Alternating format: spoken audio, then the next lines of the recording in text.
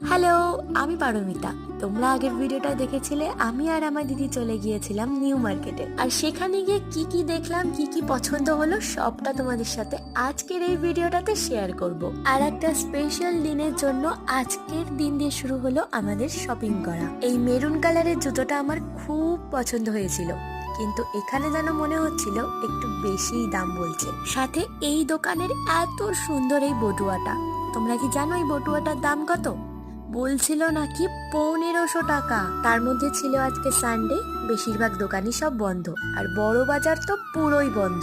তাই আজকে এখান থেকে তেমন কিছু কিনিনি, খুবই ছোটখাটো কয়েকটা জিনিস তোমাদের সাথে পরে শেয়ার করব। আর হঠাৎ এই নিউ মার্কেটে দেখি এই জুসের দোকানটায় এত ফুড ব্লগারের ভিড়। আর এখন চারিদিকে যা দেখছি, আমি বাদে মনে হচ্ছে এখন সবাই ভাইরাল। এদিকে আমি করেছি একটা মহাকাণ্ড, বাসের জন্য হাঁটাতে হাঁটাতে দিদিকে নিয়ে চলে এসেছি পার্ক স্ট্রিটে।